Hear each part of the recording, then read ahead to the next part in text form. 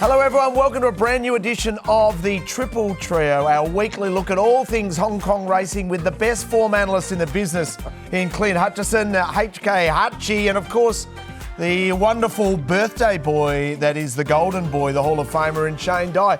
Can I start for the first time with the Golden Boy? Yes. Hey Shane, happy birthday this week, my friend. Thank you very much. I didn't do much, that's for sure. Yesterday I worked all day, all night for the show and for the races tomorrow. As Hutchie will tell you, it's always hard when the race is on Saturday if you're trying to do the form. You've got to really rush and spend a lot of hours doing it. Well, happy birthday to you. Hello, Hutch. He's looking great, Shane, isn't he? Fantastic. He is looking fantastic. Yeah, it is a bit of a rush, isn't it, on Saturday? But it's a pretty good quality card, and there are some highlights. We'll touch on those as we go through the races, but gee, it's been a good start for Mark Unum this year, hasn't it? Leading trainer, if you don't mind. Let's reflect on a great week last week. Wonderbar I really like. Yeah. I think this is an exciting horse. I remember chatting to James McDonald about him when he went up and rode him early in his campaign last season. He said this is a very nice horse, and James, he knows his stuff. So he's a lovely horse. He's going to be going higher as long as his knees hold up. But he looks the winner if he's right. Wunderbar condition. It's starting to run out, but he's got a big enough lead, and Wunderbar makes a Wunderbar of a return. Geez, it's got to be hard to beat Cheval Valiant with 10 pounds off it back. It'll just jump and run. Yes, it's Cheval Valiant though. 100 metres to go. 3 in front of Majestic Express, Metro Warrior. Cheval Valiant 1 in front. Majestic Express driving late, but won't get Brittany. Brittany's on her way with Cheval Valiant. First winner in Hong Kong. He's in grand form. Took him a long time to turn the corner. It was a big corner too, but he's turned it well and truly. Arthur's Kingdom. Sky Song has got his nose in front. Speedy Chariot at them late. Sky Song. Sky Song from Speedy Chariot. Oh, beautifully done. That was last week. And Shane, you predicted that Brittany Wong would be hard to catch, and she's hit the board and she's got a future. That 10 pounds is so big in Hong Kong, especially when you lead on them and you're a kid. They just run, and they're always hard to run down. So it was good to see her ride her first winner, and I'm sure she'll get a lot more opportunities to come, Clint. Yeah, definitely, Shane. I thought she had a great seat in the saddle. I mean, She's ridden 50 winners, Shane, so it gives them a good sort of foundation, doesn't it, going into Hong Kong? I mean, they're up against the best, and they're a long way off the finished product themselves. But I think, like you said, the 10 pounds, and I thought she looked pretty good. Yep, no, she did. So let's see what she does in the near future. And Huey Bowman was featured there, and I'm sure he's going to come under Shane's eye in regards to the Idol. Just one of our features today. Shane analyses all the great rides during the week and gives votes for the Idol. Pierre Ng is our very special guest. Looking forward to chatting to him with an eye towards what's happening in Japan from a global racing point of view with the Sprinter Stakes. Yeah, definitely. That'll be great to hear from Pierre. He's having a fantastic early part of the season as well, and it'll be interesting to see how those horses go. Mugen and Victor, the winner. Yeah, hopefully they can certainly measure up against the quality sprinters over in Japan. So all of the major features. Social Stable, we'll touch on later on in the show. A little bit of JMac versus Zach, a little bit of argy-bargy, which we really enjoyed. A whole lot of form as well. So all the normal features are coming up. From a tour point of view, our tour is sold out. Just one opportunity only to get involved in our tour in December with the Triple Trio and Australian Racing Tours. It's going to be a lot of fun, and that's going to be later on in the program. Yes. One opportunity still arises. Yeah, get the phones ready for that part of the show. We have to scan the QR code and let us know that what your favourite episode was, but we'll touch on that later. Let's find some winners on Saturday.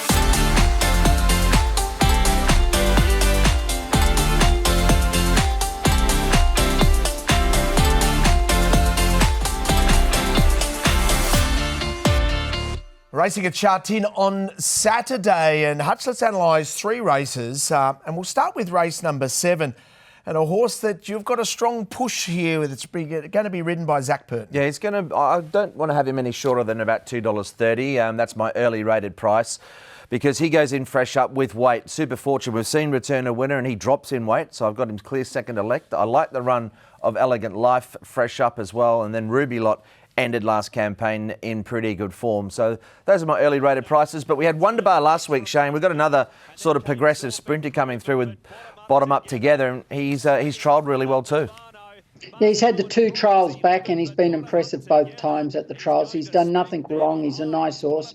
He's got gate 8. He'll jump either lead or he'll let Super Fortune go, and he'll sit outside Super Fortune. Here's Ruby Lot, who had a great season last season.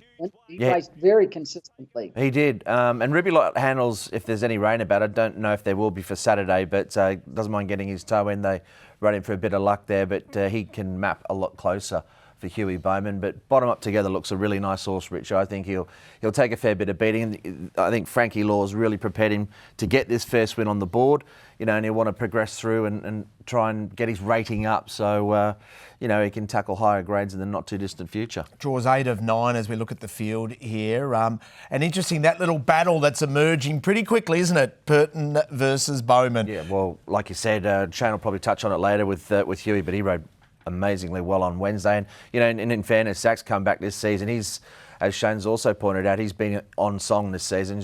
Zach's fit. He's ready to go. He's been riding brilliantly as well. So looking forward to seeing that.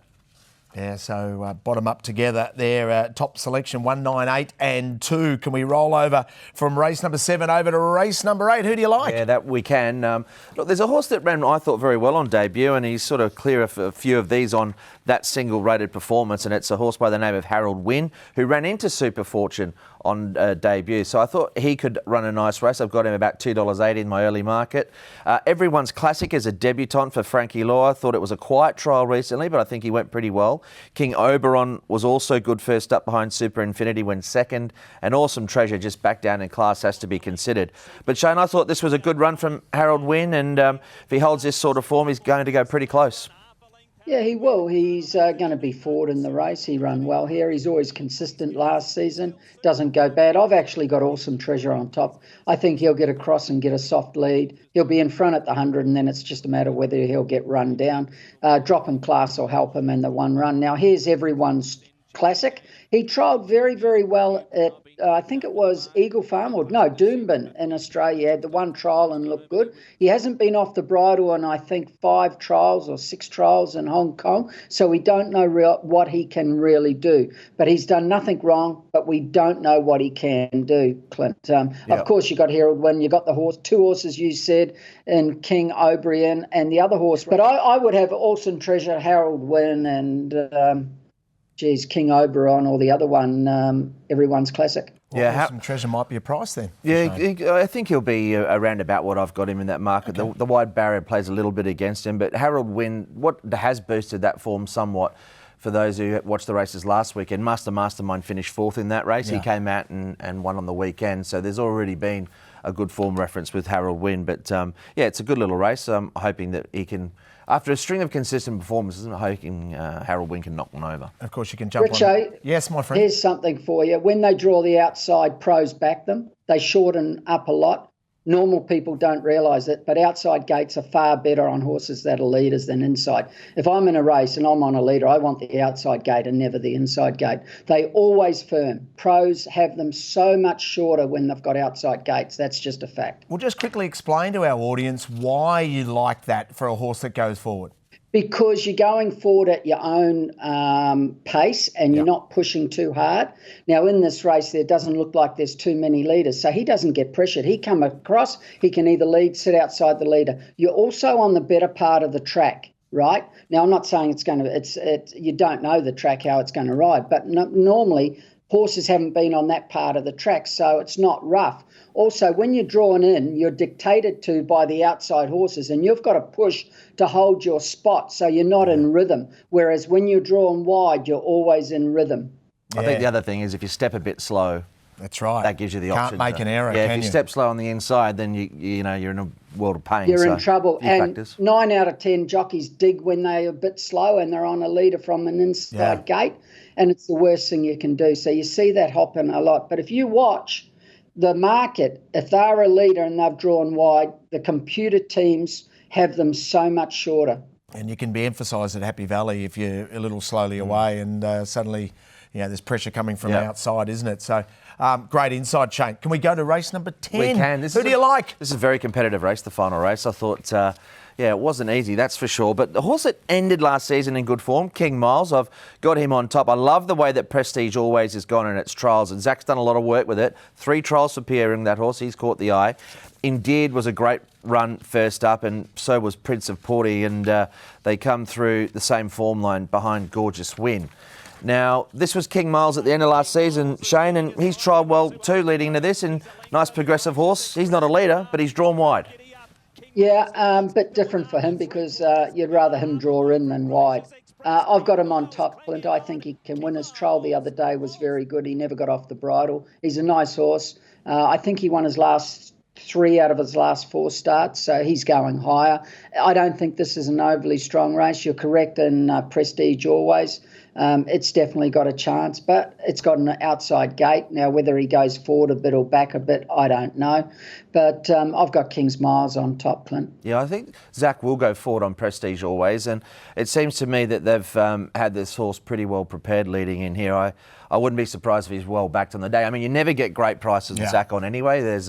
There is Zach tax? There is a Zach tax, and it's pretty hefty. Yeah. But no, this horse has definitely moved well, and I think he's going on pretty nicely. So it wouldn't be a shock if he won. It's a race where there's reasonable speed in it, but I think those are the 2 main chances that you would really want to send it around in King Miles and Prestige Always. Well, we'll get some insight from Pierre Ng, our star power guest, in regards to how well Prestige Always is going. So there's 3 races for us to look at. Later on in the show, we'll give you the very best bets and also look at a meeting on Tuesday, a feature race there. National Day Cup, so it's a really good meeting. Higher quality probably than what we get on the Saturday, but hey, they're all good races to follow, that's for sure. Okay, a quick break. Our star power guest coming up.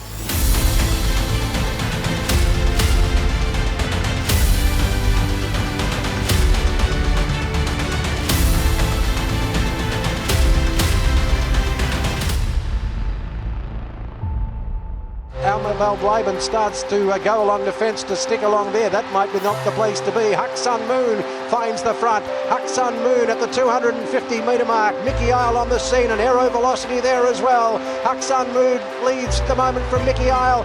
Zach Burton getting desperate on Aero Velocity. They've got to catch Huck Sun Moon. Aero Velocity jumping out of the ground. Aero Velocity goes to Huck Sun Moon. Hong Kong gets up and wins. Jack Burton wins with Aero Velocity. Huck Sun Moon second, Mickey Isle third. Oh, that is 9 years ago, the Group 1 Sprinters Stakes, and a warm place in the heart of Pierre Ng, who was the head travelling lad for that wonderful horse, and he joins us now. He's in Japan now, and Pierre, that must bring back some beautiful memories. Oh, definitely. When you see the race playing that just then, it seems like the same thing happened now. It's raining here. He was a special horse though, wasn't he? So, and that experience you gained as well, Pierre, would stand you in very good stead, I would imagine, going back now with Mugen.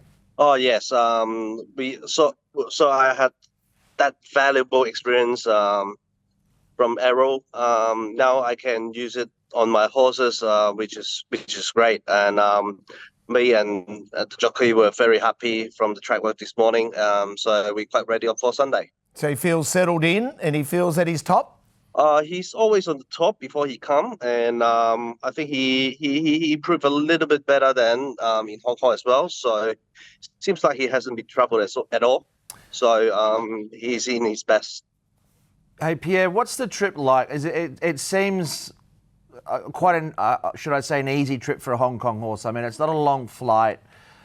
Similar sort of training setup. I mean, what's it like for the horses? Do they generally take the trip from Hong Kong to Japan well? Because we often see a lot of Japanese come to Hong Kong and hold their form or perform well. So, I mean, geographically, it's not a huge distance as we take a look at some of his track work. But what's the trip like for horses? Do they generally cope well with it?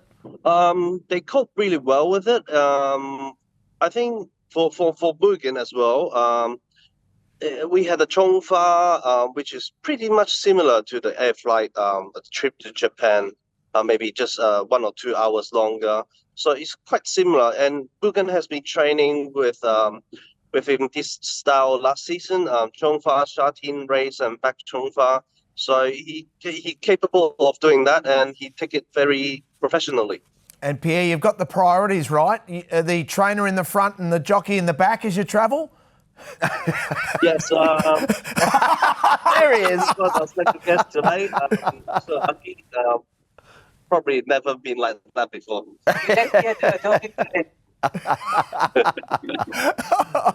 Oh, it's fantastic. Karis can clearly hear us in the back. Hey, Karis, how did Mugen feel? How did Mugen feel? I mean, it was good. It was good to be on top of him here. He feels good. Feels like he's been here a few days. Like he knew the track. It's pretty interesting how there's a climb at the 200 meters. So it was nice for me to go around and felt that. And the good thing is I'm riding here tomorrow. Got like 5 rides tomorrow, so we'll get a bit of experience on the track. Oh, that is fantastic. Hey, Shane, ring your hands. Karis, I'm just wondering, I don't know the track very well. Can they make a lot of ground up there? Because he's going to get a long way back. We know that. That's his racing pattern, and there's nothing wrong with that. But do they get home in the straight from back on that track? Well, the last couple of winners of this race has been in the first 2-3. So, but I think there's a lot of things that could change on the weekend.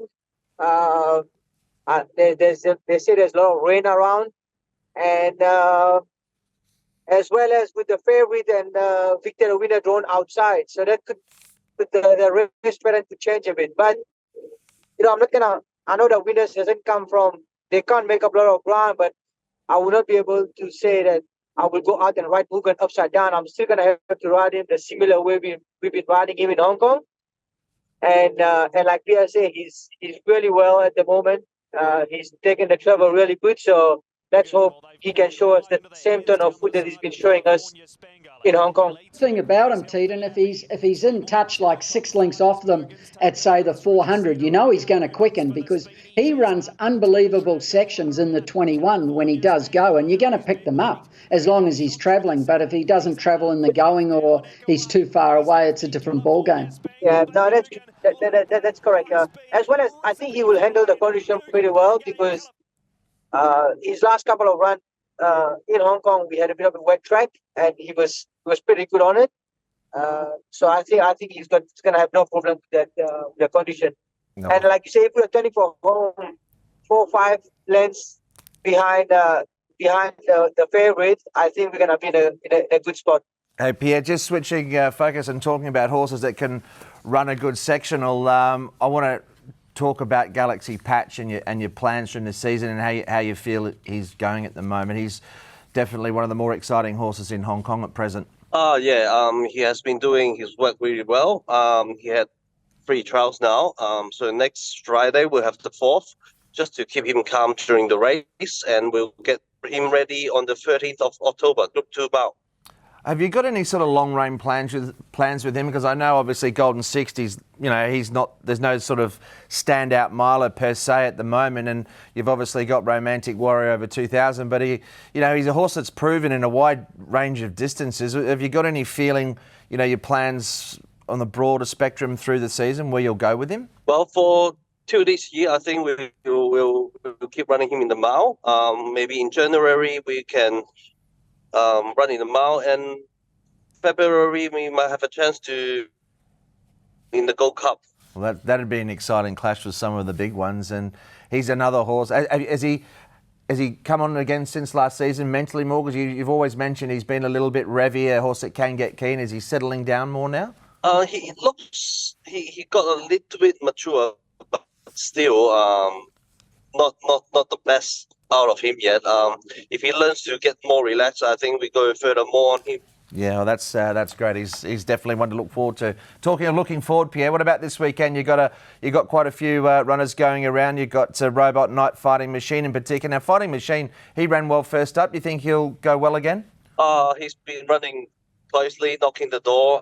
This time we put the blinkers on him, and hopefully he can focus more and hit the line harder. Hey, a really interesting runner as well. Prestige always. You've given him, I think, 2 or 3 trials as well, and he's caught my eye. Are you pretty confident that he can run a race first up? Definitely. He had 3 trials, and in every single trial he started to learn to relax. If given that no matter what spot he's at, and at the last trial he settled him very well, and just pick him up, and he definitely has a turn of foot, despite the right draw. But I'm sure that Zach can manage. And Pierre, we just saw a replay of Prestige Always from last season, of course. Congratulations on an amazing season. Your dad, Peter, of course, who trained for many years in Hong Kong, he must be so proud of your achievements. Look, it didn't end the way you wanted it to, but you've put your hand up to say you're one of the best in Hong Kong, and I'm sure everyone's very proud of your achievements.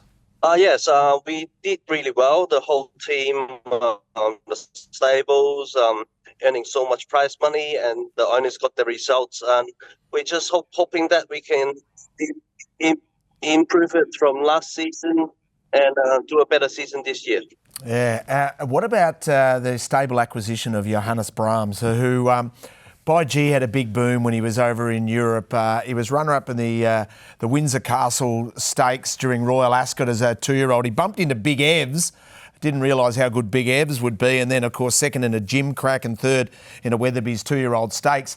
He arrives in Hong Kong. Yeah, we love our Group 1 gold mine, and all the analytics say that this horse is going to be a real force in Hong Kong, looking at those effective distances. And he looks like a nice import for you, Pierre. He's highly touted. You must be excited that he'll come into the stable. He definitely has the quality. He had his first trial in Chongfa the other day. He just went easy. He has very, very nice action. It's just different compared to the others. We're so lucky that we can purchase him and get him to Hong Kong and to race in here. So we're quite looking forward to his future in the 4 years old series, or maybe even in a long-term, good 5 years, 6 years old group horse. Yeah, he's an absolute beauty. Talking of beauty, what about Beauty Waves on Tuesday? He's doing fine. Just run against a giant horse last time, and he'll have a good run in 1,000. He looks fitter than the last run, so he'll perform well enough on Tuesday. Pierre, good luck. Simply good luck. We're all barracking for you. It's going to be a great race. And Karis, we'll shout your dinner when you arrive in Melbourne. In fact, you'll shout us dinner when you arrive to ride in the Caulfield Cup. I like that, yeah. He's rich enough. Brilliant stuff. Thanks so much for your time and good luck. All right. Thank you. Oh, fantastic. Isn't that great? 2 for the price of 1. Yeah, exactly. That was great to have Karis there. The boys just travelling back from some of their media commitments in Japan. But hey, it's exciting. I like Pierre at an early stage of his career, happy to travel with horses and have a real crack, and he's doing a brilliant job. He certainly is. A quick break and we'll have a quick look at the Sprinter Stakes.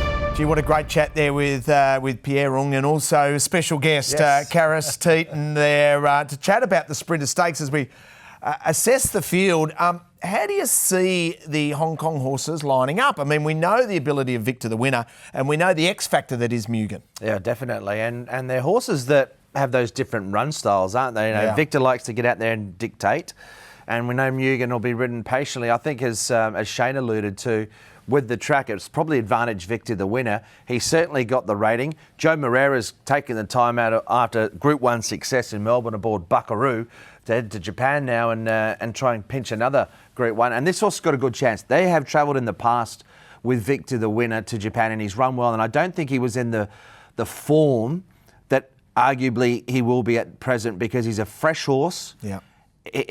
Danny Shane, when he sets a horse for a race, generally speaking, he's outstanding, and I think this horse will run very close to his top. It's more so whether or not he gets pressure in the lead, but he's got this brilliant gate speed.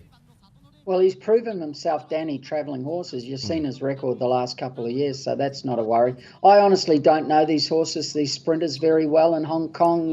Well, the one you're a better judge. The one that we're showing there, Damien Lane is, of course, going over to ride as well. Damien's got this brilliant association with so many Japanese owners, and he has tremendous success there as well. And Satano Rev goes over. He got home ground advantage, I suppose. But I think Hong Kong will go very well in this race. I agree. Victor the winner is going to be a big chance. Just depends how much pressure's there. And if Damien Lane's more than happy to go back and ride Satano Rev, that might be a tip in itself. Yeah, well, Satano Rev's a multiple Group 3 winner there, tackling the big Group 1. He can be there on speed, as we saw there. Victor the winner will be there, and then we know where Mugen will be. And hopefully he'll be zipping through trying to get a bit of luck. I think he's just got to ride him for a bit of luck, Shane, as you said there with Carrots. He's just going to need to ride him for a bit of luck. Correct. He's got an unbelievable sectional, but he's got to be held up. You've got to save him. You can't make a 600, 700 metre run on him. It doesn't matter where they get to. Just hold him up. And we've got the bias of the track covered. One up there, one back. The champion that is Golden 60 was sent off in style last week, and Nicole Purton was there for us. Sha Tin has seen some epic races won by the most special thoroughbreds. Designs on Rome with his head in front. He's edging away, and Designs on Rome wins the Derby by a length. Rapid Dragon, Pakistan Star's eating up the ground. Rapid Dragon in front from Pakistan Star. The puzzle now complete. Rapid Dragon takes the Derby from Pakistan Star. The grandstands have been full with tens of thousands of racing mad fans cheering their horses home. Golden 60's taken over now. He's a length in front of California Spangle and Romantic Warrior, and Hong Kong's horse of a generation wins the race of the decade. Golden 60's legacy was built during a different time though. He created a new page of how we see horse racing. He rose to greatness with this amphitheatre bear. Watching him all through COVID, being at the races when fans weren't here, and we were standing there watching him, and there was no cheering whatsoever, nothing, and there he is winning. Golden 60 executes the victory to perfection. Sha Tin became a pandemic-created echo chamber with isolation ordered, but it was Golden 60's exploits on its turf that kept Hong Kongers connected. Golden 60 drives, he's won it! Golden 60 has joined Rapid Dragon in a thrilling derby win. You know, in COVID, there are few ways that even the owner is not allowed to go into the race hall. So we're just watching in the TV at home. But now it's difficult. Everybody can come again, and the atmosphere is different. But it's Golden 60 for Hong Kong, 4 on voyage bubble. That's not a whip, that's a wand. That ride from Vincent is magic. Golden 60, the superstar, has beaten voyage bubble and Namur. 224 days since we last saw him, has come out and won as well as ever. And to see him again come out last December and get the reception that he really deserved when he smashed that field that day was incredible. Today, fans say farewell to their great champion, Golden 60. It means a lot. I love to horse racing, but especially this horse is much unforgettable and memorable because of his 26 wins. And Golden 60 is the most representing Hong Kong people, Hong Kong spirit as well. And he encourages us on how to do better. Actually, I tell you, Golden 60 is a special horse, especially when I got him. I got my confidence.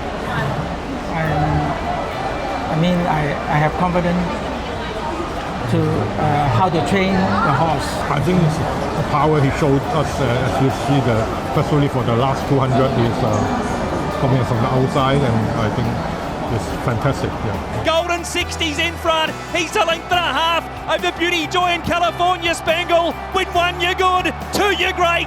3, you rewrite history. Golden 60's won his 3rd Champions Mile. Every way he runs, you can see he's fighting hard. I think I would say this horse, he got very good fighting. Of course, every horse they have fighting hard, but this one is special. So his racing career is over now. His exploits are etched in history, and maybe the ultimate measure of his impact, his legacy, is being free to enter retirement without labels attached, except for who he is, Golden 60. Even my team, every time when they run a race, everybody feels very happy.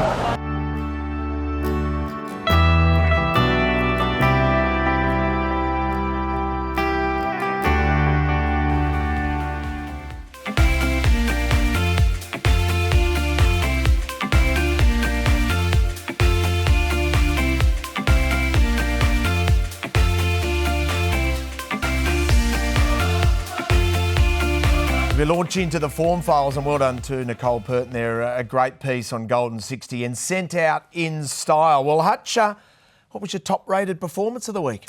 Yeah, there was a nice performance from the Golden Scenery. He came back with a pretty good figure. I think this is about where his standard is at. I love the ride from Brendan Abdullah. Look, he's a bit of a one-dimensional horse in the sense, Shane, that he doesn't have a lot of early speed, but those inside lanes were pretty good at Sha-Tin on the day, and you know, he rode him for a bit of luck, and we saw Chu-Chao brother, who started very short, sort of go back early and then track wider off a slow speed, but he didn't have the best run in transit compared to the winner. Yeah, correct, but he's also a roarer, Clint, and he just couldn't make a long run, and he stopped. It was a very good ride. I think I gave him some points in the Idol, but you know what you're getting with this horse, don't you? He always gets back a bit. He tries hard. Sometimes he's not good enough.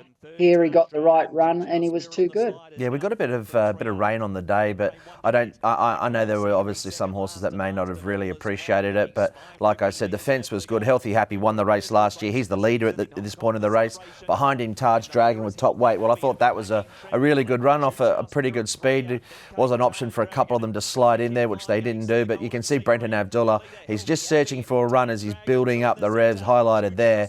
And that last 100 metres, the weight really kicked in, it seems, Shane. Like the runner-ups had 135 pounds, which is, not sure what that is in kilos, but it's plenty compared to the winner, who was getting a good 5 or 6 off him. Yeah, driving up on the inside. It's interesting you mentioned about the rain falling, and you know, for a lot of our Australian audience, by gee, it's beautiful tracks. There's both Happy Valley and also Sha-Tin. Absorbing the rain. It's very good at absorbing it. The tracks are great in terms of they can take an incredible amount of rain leading into a meeting. But Shane, if it rains as it does anywhere in the world during the races, that's when it can really affect, I think, some of the results. And, you know, you get rain falling at Sha-Tin there, and it has can be tough. Yep. The other thing is when they roll the track, I think they did it on Wednesday night. The track on Wednesday night was huge, on-pace, leaderish for the first 4 races. And then they rolled it and it became fair. So you always got to watch that too. It changes tracks rolling it. I'm loving the Triple Trio form files. A whole little different parts of it.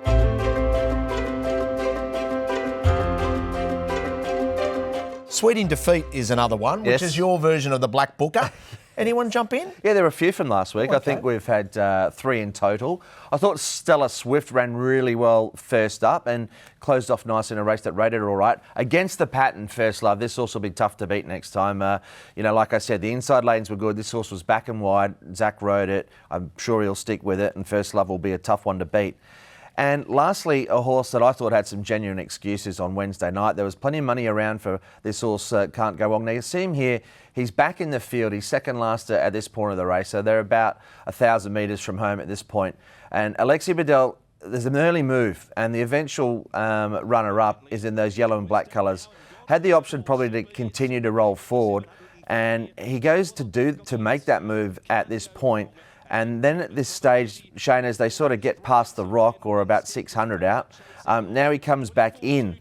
But unfortunately, when he comes back in and gets that one off, he doesn't want to cover the ground. He gets stuck behind the horse that's one off from Turin Warrior, who was absolutely going backwards at a rate of knots. So he lost about half length or a length there. He loses more momentum here, and the others get away from him. And he was only beaten 2.25 lengths. Right. So I think Alexi probably should have kept going. If he does, he's not beaten far, Shane, so I thought there was a fair bit of merit to the run. Yeah, I call it missing the boat. If he had gone when the other horse went, well, he gets his chance because, as you said, he's not beat far. But sometimes when you just hesitate and you think, I'll creep a little bit, then you're caught 4 or 5 wide. You say, well, I can't press on anymore, so you go back. And so I can understand what he did. But when the other horse went, he probably should have went because they weren't going that quick in that race. What was interesting, he was aware of it because he came out to do it, and then maybe he was just caught in 2 minds. But anyway, it was a good run, and I'll be happy to stick with him. Yet another example of what Shane talks about so often on this show in being decisive. Yeah. You could tell, you could actually see his mind thinking, oh, do I go now, do I not? No, try to get a bit of cover. And in the end, you snooze and you lose. Well, and it ended up, I thought, a lot better run. Like, you'll see the margin and where he was in the run, but for the reasons outlined, I thought there was a fair bit of merit to it.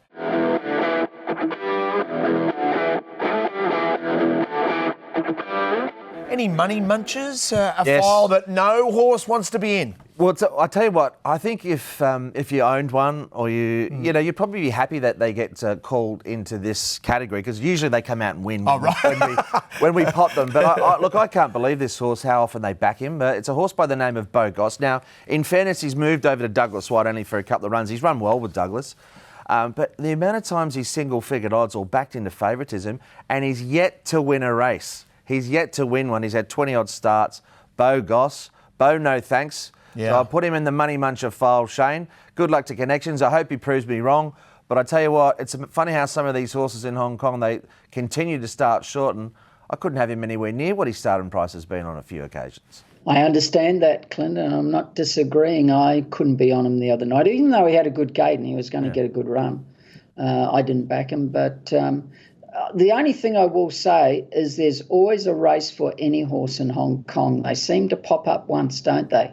Well, they do, and actually, it's when he's a big price as well. Well, there was a horse by the name of Rocket Spade who probably would have been part of that file, but on Wednesday night. But he might be in one of your better rides of the evening, and he won well. But yeah, there are a few in that category. Yeah, better rides for the evening, of course, all part of the Idol, where we go now.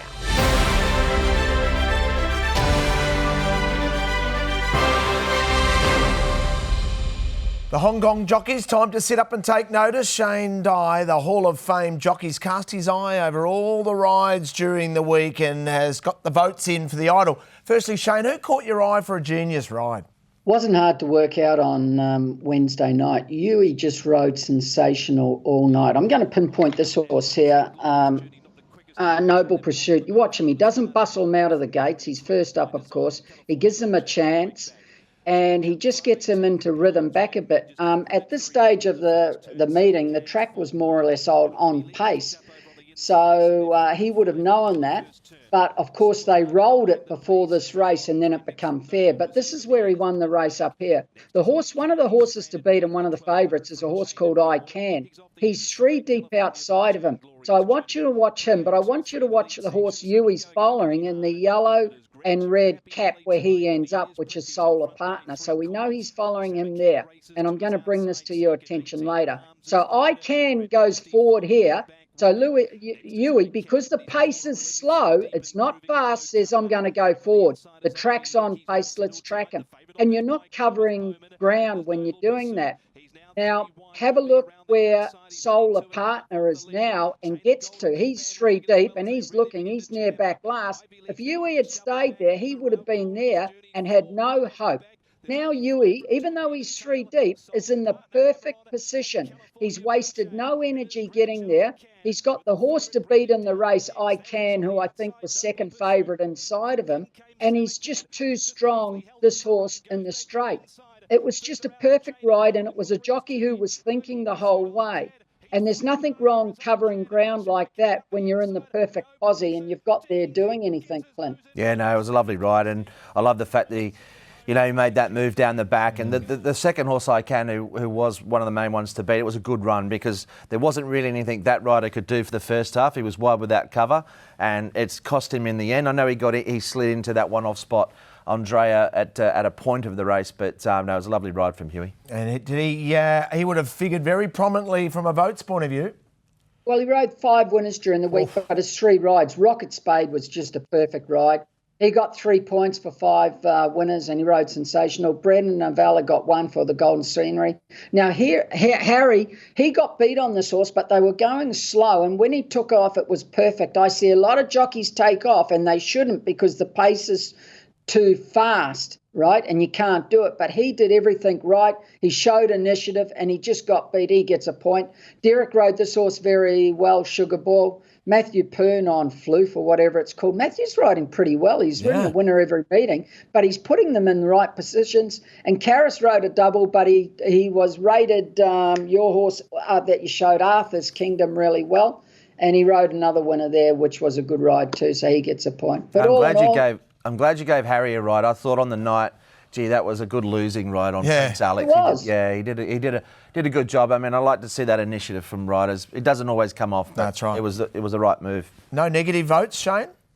No, nothing stuck out. Not in my book anyway, but I can understand why jockeys do things, but we'll let them go for a week, eh? Yeah, well, let's have a look at the leaderboard. And there is, of course, racing's highest individual honour right there. It is a trophy just simply to behold in all of its magnificence. Yes, it is. I mean, Zach's had a couple of big days, hasn't he, before wins. He's riding really well, so is Huey. And I think most of the boys are in a bit of form early in the season. Actually, we've had a couple of little suspensions, but pretty happy with what I'm seeing. No, exactly. So, Shane, that feels about right, doesn't it? Zach ahead of Huey just by a little bit because in the Premiership, Huey made a big move, so it's 11 v 8. I think last season, this stage, I could be wrong, but I looked the other day, after the first month and there's still one meeting to go, Zach had ridden 8 winners. Right. This season he's on 11 with one more meeting to go. So he's way ahead of last season. 3 winners is like a huge amount more. That's 40% more or less, than last year. And with a meeting to go. So he's going good, Zach. Yeah, he is literally humming along. We're going to take a very quick break. We'll come back. We've got best bets, also a view to what's going on Tuesday with National Day, and also a little bit of social stable, a little bit argy-bargy, which we love.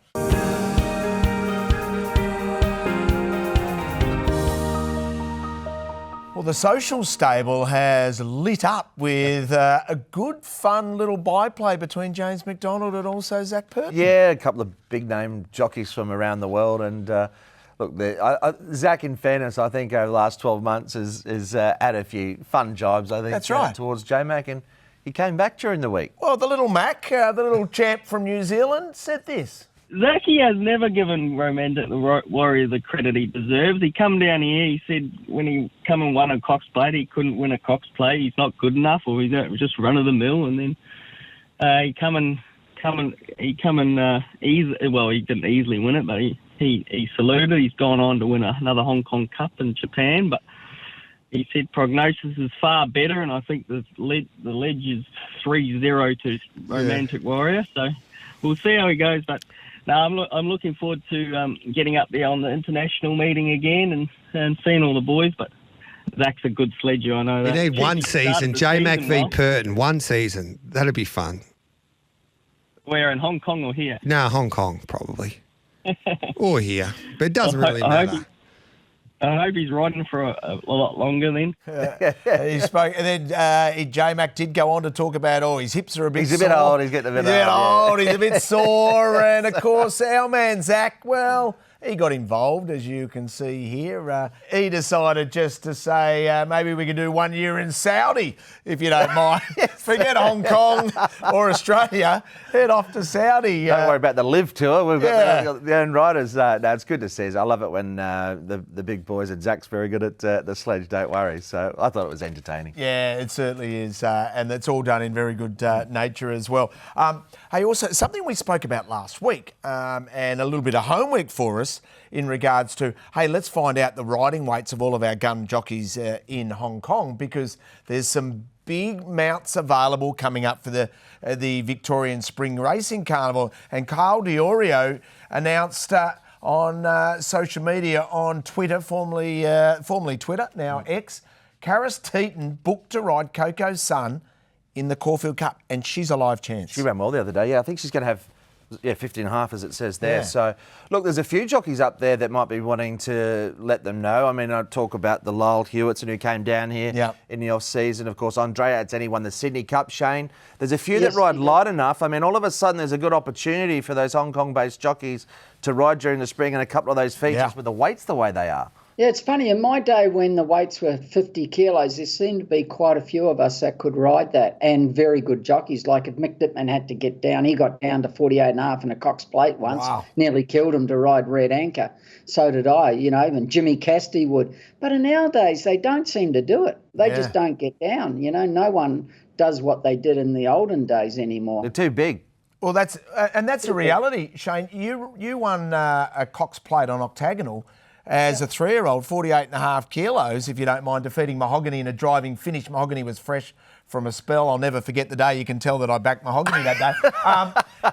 So, Shane, how hard was it for you to ride at that weight? I also rode 47. in a Cox Plate on slight chance and the greatest Cox Plate voted, I think, the greatest Cox Plate of ever. That's the year, what was it? Superimpose. Better loosen up and superimpose, naturalism, rough habit, they're all in it. Yeah. She was 47 kilos. But I was different, see, because I didn't sauna.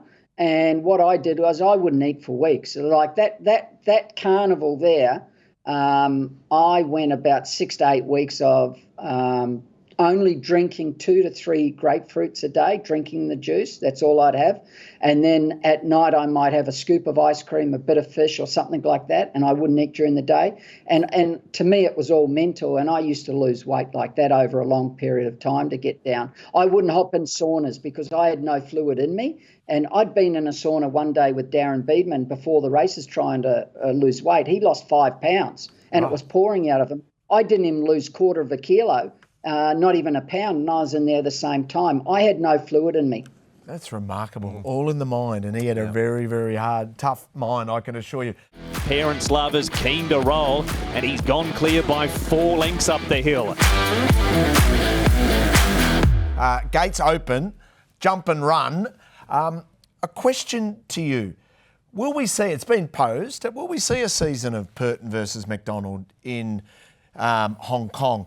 Can Zach hold on that long? Because JMac said he wants to get to the Group 1 record of Ollie. That's 130. He needs, well, that's 3 years.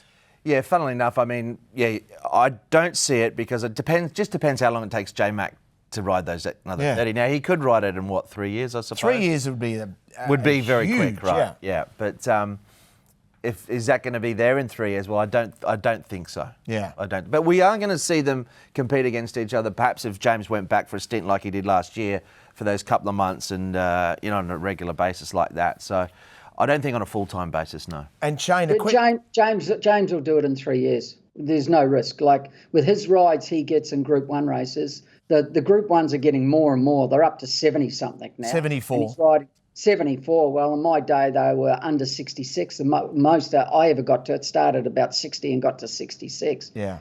So 74. And he's riding nearly anything he wants. He will be and should be riding around, I would say, 13, 14, 15, definitely over 10 a year. There's no risk. Yeah. So he's going to do it in 3 years easy. Well, 10 years, he sits on 98, so he needs, 10 plus, so you do the maths at home. He needs to get to around that 130 to go past Ollie. So I think he's riding, he got the Longines world's best jockey last year, and I think he is at the moment. I think he's the best rider in the world. Shane, a question for you. Are we seeing this new punting power couple here with Huey Bowman and Casper Fownes?